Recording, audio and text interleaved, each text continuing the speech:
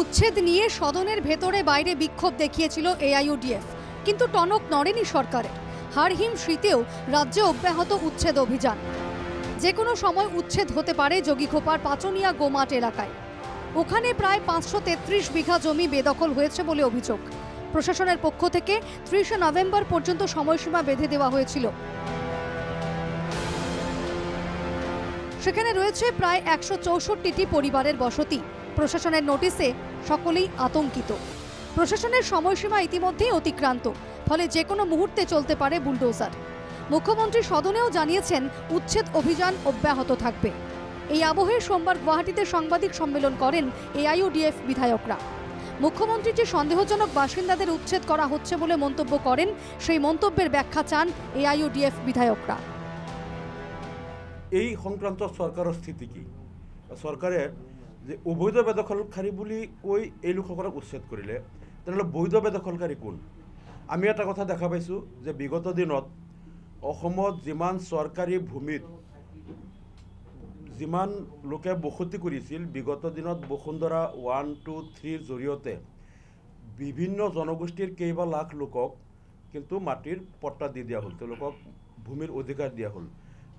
আৰু তাত চৰকাৰে যিটো ক্ৰাইটেৰিয়া দিছিল যে 3টা প্ৰজন্ম থাকিব লাগিব, অৰ্থাৎ 75 বছৰ এটা দিছিল যে 25 + 25 + 25 75 ইয়াৰ্ছ, 75 বছৰ থাকিলে 3টা জেনেৰেশ্যন বুলি তেওঁলোকে ধৰিব। সেই অনুযায়ী বিভিন্ন জনগোষ্ঠীৰ কেইবা লাখ লোকক মাটিৰ পট্টা দিয়া হ'ল। আমি চৰকাৰক ধন্যবাদ জনাইছোঁ। কিন্তু এজনো মুছলমান লোকক বা যিসকলক আমাৰ ধৰ্মীয় সংখ্যালঘু লোকক কিন্তু মাটিৰ পট্টা নিদিলে। 3টা প্ৰজন্মৰ তেওঁলোকে নথি দিয়াৰ পিছতো মাটি নিদিলে, এওঁলোকক কোৱা হ'ল অবৈধ বেদখলকারী। এদিকে বিধায়ক রফিকুল ইসলাম বলেন, কমপক্ষে এই শীতে গরিব মানুষগুলোকে রেহাই দিক সরকার। মুখ্যমন্ত্রীকে আর্জি রফিকুলের। আপনার সাপৰৰ বিলাসীপাৰাৰ পৰা আৰম্ভ কৰি আচুৰডুবি, হাছিলা বিল, ইয়াৰ পিছত আপোনাৰ সোণাপুৰ, ইয়াৰ আগতো গৰুখুটি হৈছে, ডবকা, ইয়াৰ পিছত আপোনাৰ লুতুমাৰী এতিয়াও আপুনি চলাই আছে। এনেকুৱা ধৰণৰ অসমত উৰিয়ম ঘাট বিভিন্ন ঠাইত অমানৱিক উচ্ছেদ কৰি আপুনি হাজাৰ হাজাৰ অসমীয়া ভাৰতীয় সেইসকলক আপুনি ৰাস্তাৰ ভিকাৰী বনালে।